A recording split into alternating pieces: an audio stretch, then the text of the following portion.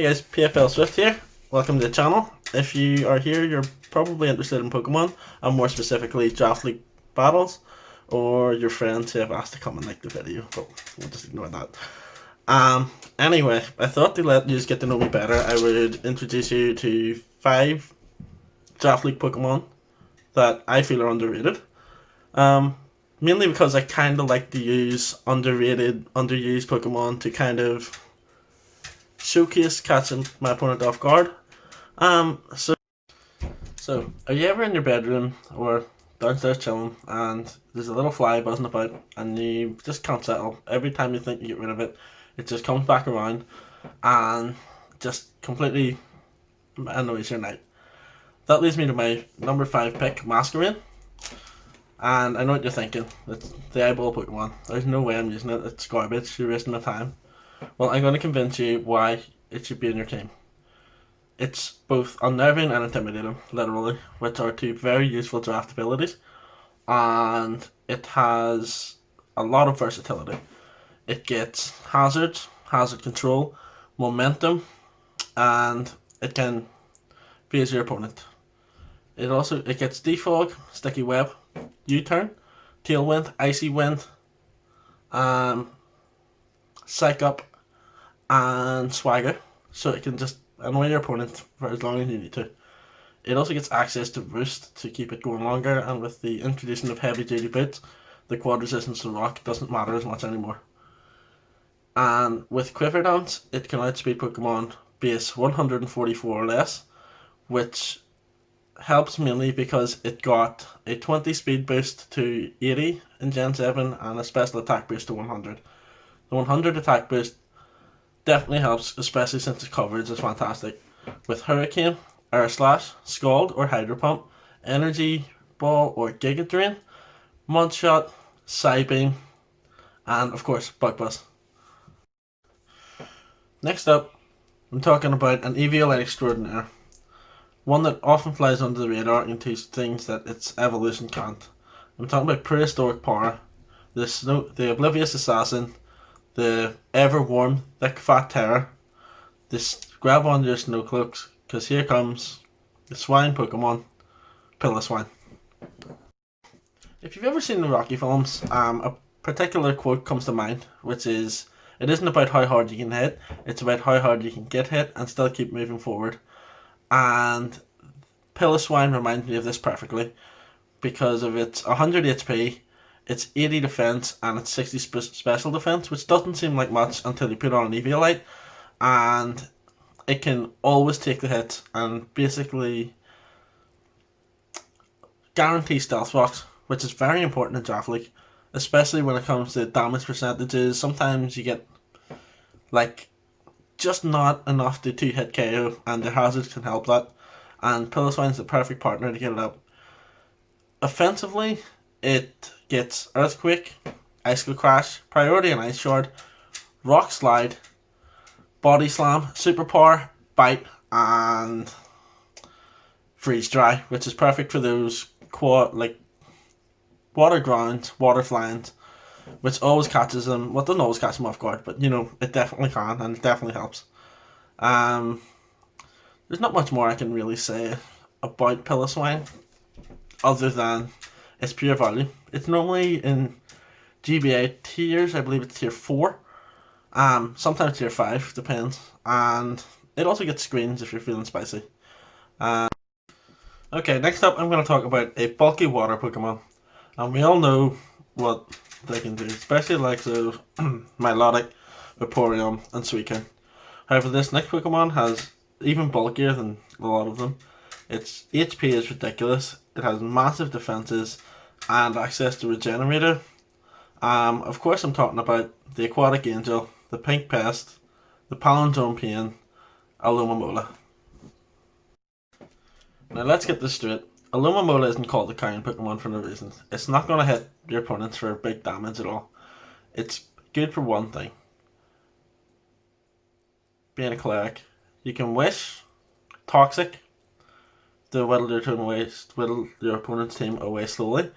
You can maybe even Toxic Spikes down, and you just want the Alomomola to sit there and watch your opponent's team whittle away and struggle. You can wish past your teammates. You can wish protect.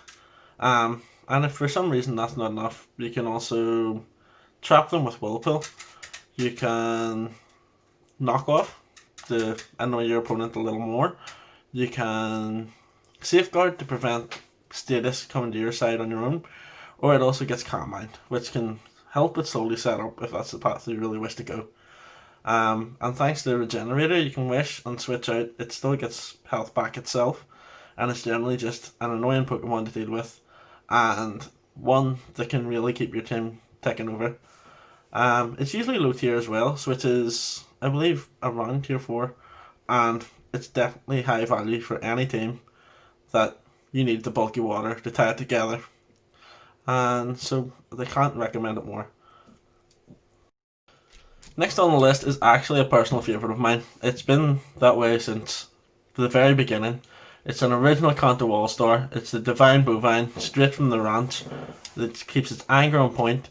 It's intimidating, and it's raw sheer force. Of course, I'm talking about the bull Pokemon, Tauros. Now, I'm pretty adamant with this one. With its raw speed, power, and bulk, this thing is beauty and the beast, with its potential for the unknown, a tale as old as time. From the old days of rock climb to the pastures of Galar and its body slam madness, there's no red flags for this build. It's perfect for those situations when your opponent has an A-lister who may be quad weak to something maybe, or is particularly problematic. You can use it with its Life Orb, Sheer Force, with Iron Head for the likes of Mega Diancie, Ice Beam for your Garchomps or Sceptiles, Flamethrower for Scizor, Thunderbolt for Gyarados, where I'm getting at, things that are vulnerable and you need something with the versatility to catch any of them off guard. It's also very bulky, especially with Intimidate, and with its normal typing, it's not particularly weak to anything, and you can use it to absorb hits and hit back in devastating fashion. And the thing I like most now is not only does it have the likes of, like I said before, the sheer force boosted moves, but it also has access to Earthquake, Wild Charge. With the addition of Sword and Shield, it gets Close Combat, Mega Horn, and the new move Lash Out, which are all very nice coverage to stop things that kind of would have been problematic before, like other bulky normals, bulky psychics, or ghosts with Lash Out, of course. And all around, it's usually tier 5 as well, and doesn't cost a lot for something with so much versatility and just ability to catch people off guard. It's 110 base speed as well, which is enough to catch out most sort of bulky attackers in general, and is definitely worth picking up. Next up, we're going to talk about a different kind of powerful for like a situation where you're getting to the end of the draft and you realize you don't have a powerful mixed attacker. The likes of Muse, Infernape, Lucarios, Kyrums are all gone, and you have a problem on your hand. But what if I told you there's a completely type of stupidly powerful Pokemon that always sits there undrafted and is deceptively cute? I can understand why people wouldn't look at it. It's massively frail, not a lot of HP, and it does only have 90 base speed, so it does get overlooked. But for the scenario where you've got like bulky, slowish Pokemon, like not a lot of bulky Pokemon are usually above 60, 70 HP, with maybe the exception of the likes of Gliscor. And this one will outspeed them and massively damage. It'll either one hit or two hit either of them. And of course, I'm talking about the mouse Pokemon, Nintendo's favorite, Game Freak's favorite son, sorry, obviously. Pikachu.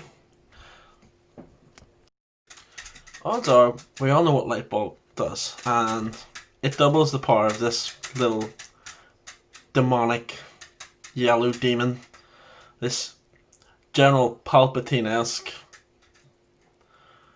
dark side warrior who's just waiting for its grandchild to rise up and use its power for destruction.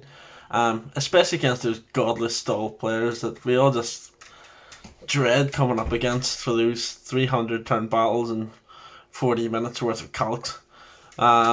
Pikachu basically just comes in. It can, it can nasty plot if you really wanted to. It can Volt Tackle. It can, break through your Blissies. It can two-hit almost everything. Volt Tackle, Surf for the grounds that want to come in, or Grass Knot. I believe it can do like 80% the defensive hip out on, which is absolutely ridiculous. It also gets incredible priority with Fake Out Extreme Speed, which is a very common set for it. Knock Off, like I said, for Psychics, Ghosts. It also gets Draining Kiss. It gets Play Rough now as well, I believe, for hitting Dark types as well.